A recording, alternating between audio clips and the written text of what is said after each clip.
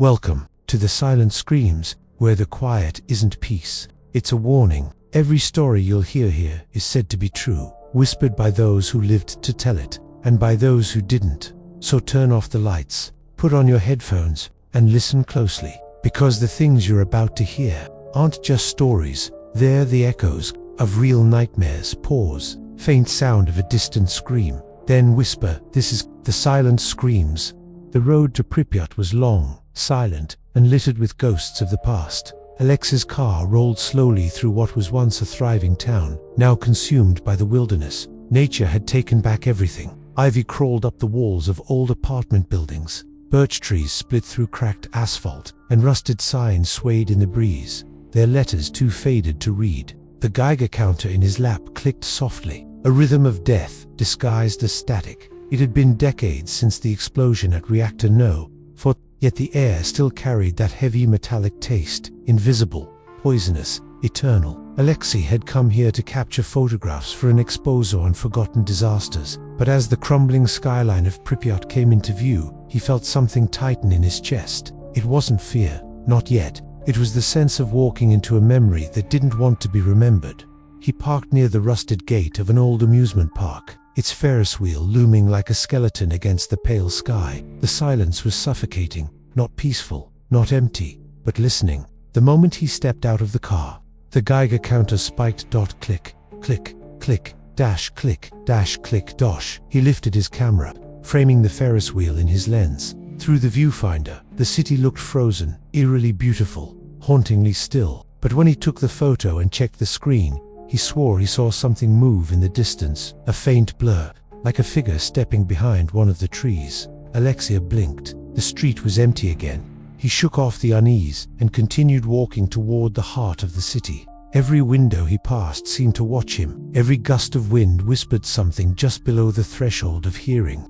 Words in a language he didn't understand, and somewhere, faintly, under the hum of radiation, he thought he heard it, a human voice, distant but desperate, calling his name. The further Alexei ventured into the dead zone, the more unreal the world began to feel. The hum of his car faded into the sound of wind and static, a strange frequency that refused to disappear. He adjusted the old Soviet radio on the dashboard, trying to catch a signal, but instead of music or speech, there was only white noise. Then, buried deep beneath the static, came a faint voice. It was a whisper, soft, rhythmic, almost pleading. Ne priodi sюда. Don't come here. Alexei froze. The voice was distant, warbled through distortion, but undeniably human. He stared at the radio as the static hissed again, the voice breaking apart into fragments. You shouldn't. It's still burning. Before fading into nothing, he told himself it was interference, maybe leftover transmissions bouncing through the atmosphere. The zone was full of anomalies, after all. Yet, as he drove deeper, every few minutes, the voice returned. Sometimes it called his name. Sometimes it just repeated one word, stay. By the time he reached the checkpoint, near the abandoned power plant, the Geiger counter was screaming. He parked the car, grabbed his camera, and stepped out. The air here felt thicker, heavier, as if it carried memories. Even the wind sounded strange, hollow, metallic, like it was moving through invisible wires. He began to record an audio log. Day 1, he said, his voice trembling slightly. Radiation levels are high. Atmosphere dense. There's something wrong with the sound here. It doesn't echo, it just stops. As he spoke, the radio in the car flickered back to life on its own. Static hissed. Then a voice, clearer this time, closer. Alexei. He dropped the recorder. The sound of his name coming from an empty frequency was impossible. He hadn't told anyone he was coming, not even his editor. When he turned back to the car, the headlights flickered twice, and for a split second, he saw someone sitting in the driver's seat. Then the radio went silent again. The Pripyat hospital stood like a tomb for the forgotten. Its broken windows gaped open like hollow eyes, and its hallways stretched into endless shadows. Alexei hesitated at the entrance, one hand gripping his camera, the other holding a flashlight that flickered weakly in the gloom. The Geiger counter clicked faster here, an uneven heartbeat echoing through the silence. Inside, the air was thick with the scent of decay and something else: burnt plastic, charred metal, the ghost of fire. The walls were covered in peeling paint, and faded signs still warned of contamination. Every step Alexei took stirred clouds of dust that danced briefly before fading into the dark. He moved through the corridors, his camera snapping photos of rusted gurneys, collapsed ceilings, and medical equipment half melted from the explosion's heat. Then, deeper inside, he found the isolation ward, the place where the first firefighters had been brought after the reactor burned. Their uniforms, still radioactive, had been buried here under thick concrete.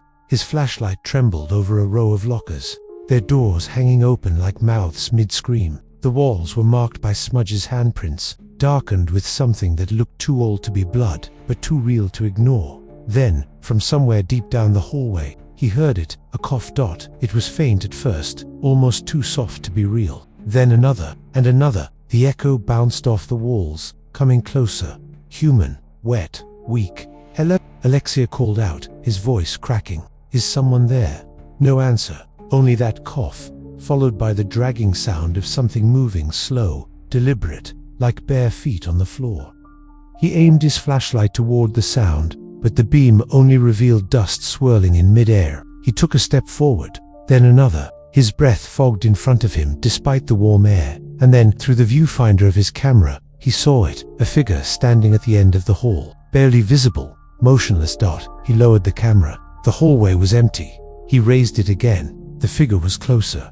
The next building Alexei entered was an old school. Its facade was cracked and overgrown, its playground swallowed by weeds and silence. The swing sets creaked softly as if moved by unseen hands, and the faint echo of laughter seemed to linger in the wind, laughter that didn't belong to the living dot inside. Dust blanketed everything. Desks were still neatly arranged, textbooks lay open mid-sentence, and faded posters of smiling Soviet children hung crooked on the walls. It was as if the day had ended halfway through a lesson and time simply stopped.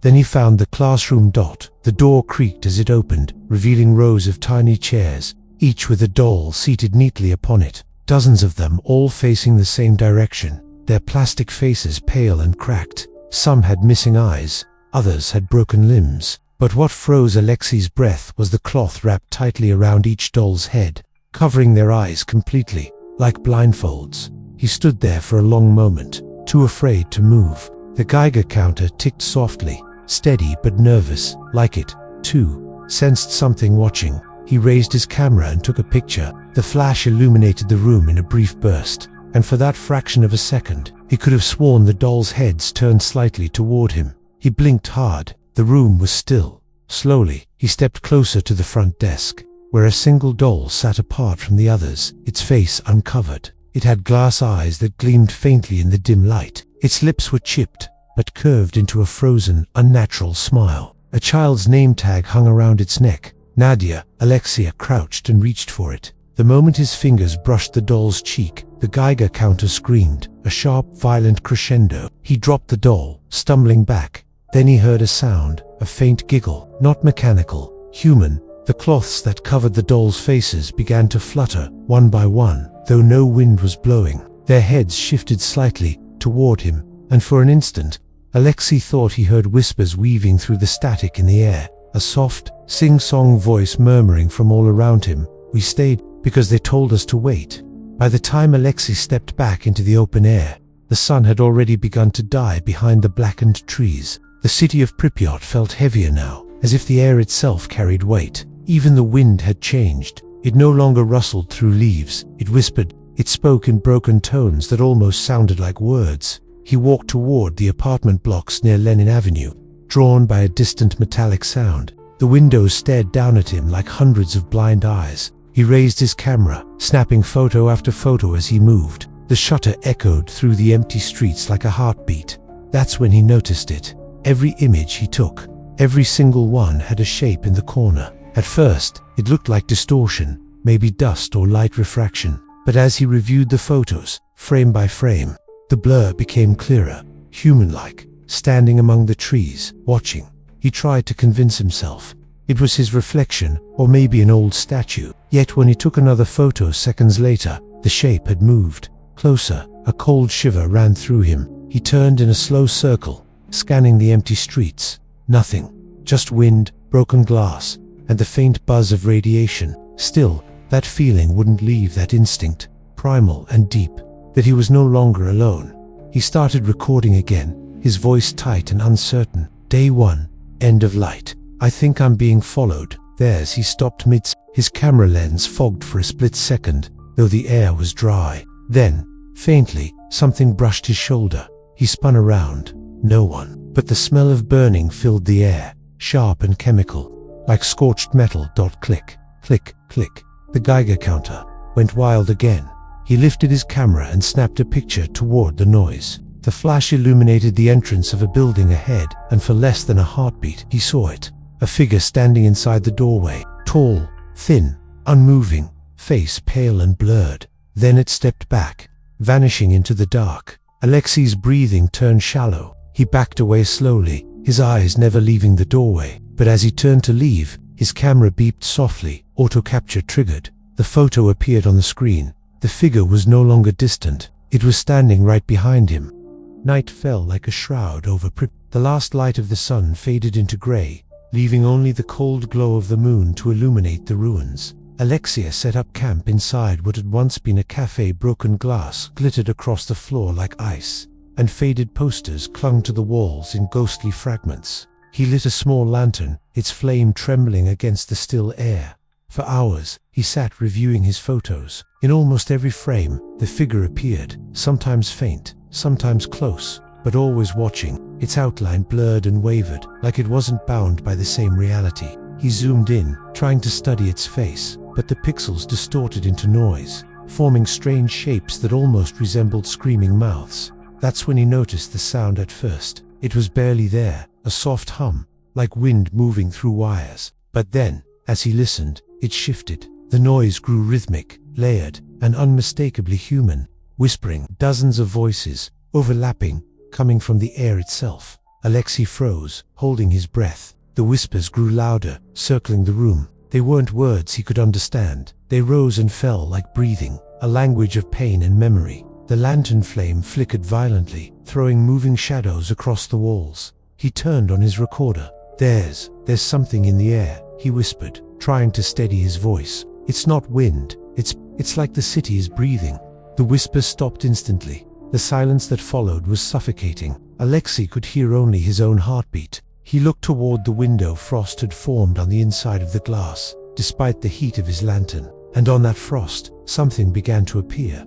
A handprint, then another, and another. Dozens of them, pressing from the outside, pale and trembling, as if countless unseen figures were reaching toward him. He stumbled back, knocking over his lantern. Darkness swallowed the room. The Geiger counter screamed, its frantic beeping merging with the faint crackle of static.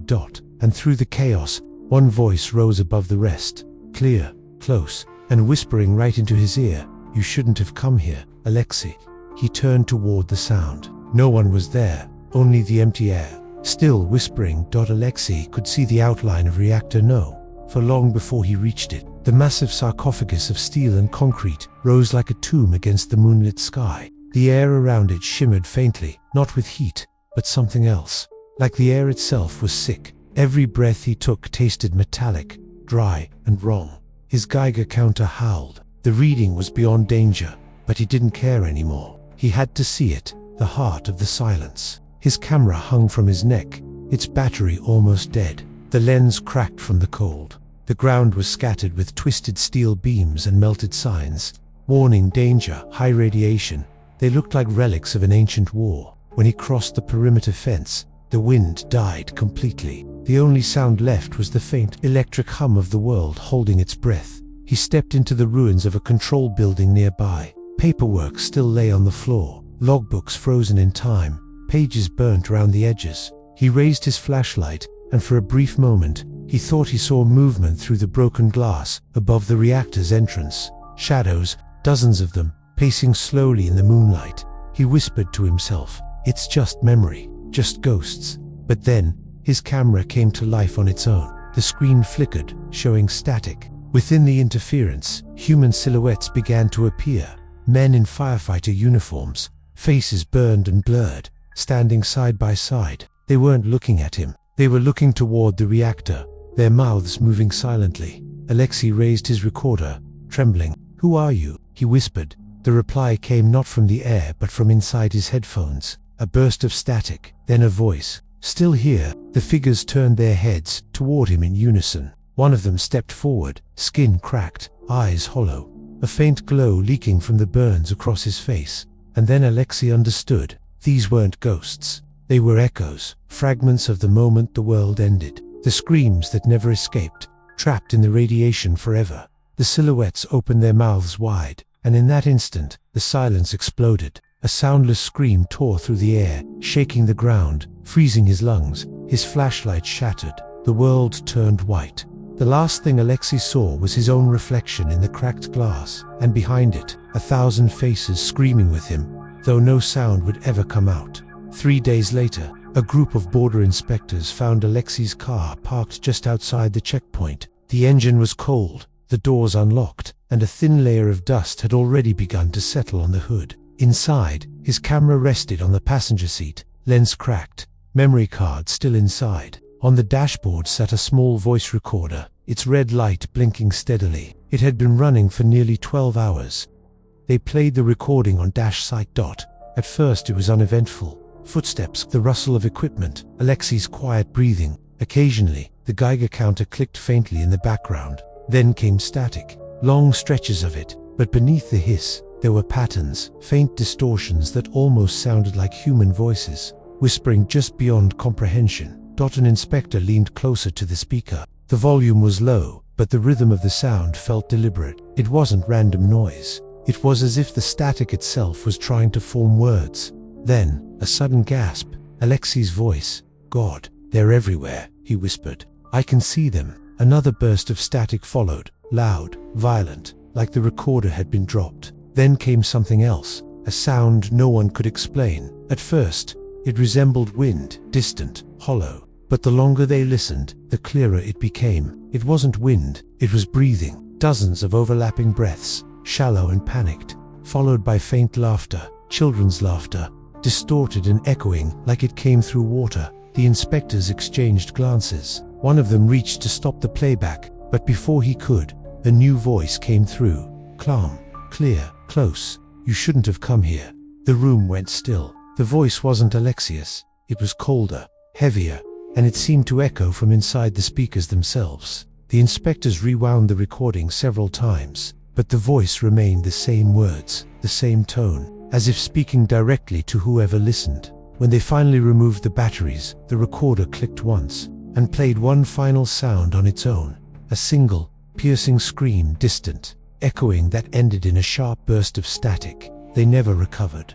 Alexei's body. Months passed after Alexei's disappearance. The story faded from the headlines, dismissed as another tragedy within Chernobyl's cursed boundary. But among the radiation inspectors, the voice recording became an obsession. No one wanted to admit it out loud, but everyone had heard something different when they listened to it. A familiar voice, a lost memory, a whisper that knew their name. Finally, the recorder was sent to Kyiv for forensic analysis. The task fell to an audio specialist named Viktor Melnik, a man known for his precision and skepticism. "There's always a logical explanation," he told his team, "even for ghosts." He set up the playback in his lab, isolating the static frequencies, amplifying the patterns beneath. For hours, he listened, marking points where the noise rose or changed rhythm. What he found defied every known behavior of sound. The static wasn't random, it pulsed in intervals, structured, intentional. As he slowed the playback, a faint signal emerged, rhythmic clicks embedded deep within the noise. He recognized the sequence instantly. Morse code. His fingers trembled as he translated the message, letter by letter. STLHER. He froze. His monitor flickered. Behind the waveform of the recording, a faint shape appeared, a distortion forming what looked like a face. It was blurry, stretched, but its eyes seemed to move. Victor leaned closer, his breath fogging the screen. The lab's temperature dropped suddenly. The fluorescent lights above began to hum, matching the pulse of the Morse signal. Then, without touching the recorder, it played again. This time, there was no static, only a low voice, clear and emotionless. "Victor." He fell backward, pulling his headphones off, his heart hammering. The speakers crackled. The same voice continued, calm and slow. It never ended. The sound meters spiked violently, though no one was near the mic. Victor shut down the system. but the recorder kept playing the exact same scream that ended Alexei's file. When his assistant entered minutes later, the room was dark. Victor was gone. The only thing left was the recorder, its display flashing to words on repeat. Still here. Today, the Chernobyl exclusion zone stands as a monument to silence. The roads leading into Pripyat are cracked and broken, the Ferris wheel still rusting in the same eternal pose. Tourists visit now, guided, cautious, their Geiger counters chirping like nervous birds. They take photos of empty rooms and overgrown playgrounds, posting them online with words like haunting and beautiful. But those who have been there after dusk tell a different story. They say when night falls, the air changes, the stillness becomes heavier, electric, filled with something unseen. Cameras fail without reason. Voices appear on recordings that no one remembers speaking. Guides report losing minutes of time, one moment walking beside their group, the next standing alone in the dark. Some say the zone is alive, not haunted by ghosts, but by echoes of the past that refuse to fade. The radiation didn't just poison the earth, it trapped sound, memory, fear itself. The last screams of those who died didn't vanish. They linger, suspended in the static of the atmosphere, waiting for someone foolish enough to listen. And people keep listening. Alexei was the first to vanish, chasing those whispers, but not the last. The investigators, the thrill seekers, the ghost hunters, all drawn to the same invisible pulse that calls from inside the zone. No one ever explains it. They always say the same thing before they disappear: I just need one more recording. When the wind moves across the reactor's ruins, some swear they hear voices faint, layered, almost human. Children laughing, men shouting, a woman praying, and beneath it all, a sound that chills even the bravest hearts, a single scream that never ends, stretching thin through the static of time. They call it the silent scream of Chernobyl, because silence isn't the absence of sound, it's the sound of everything that refuses to die.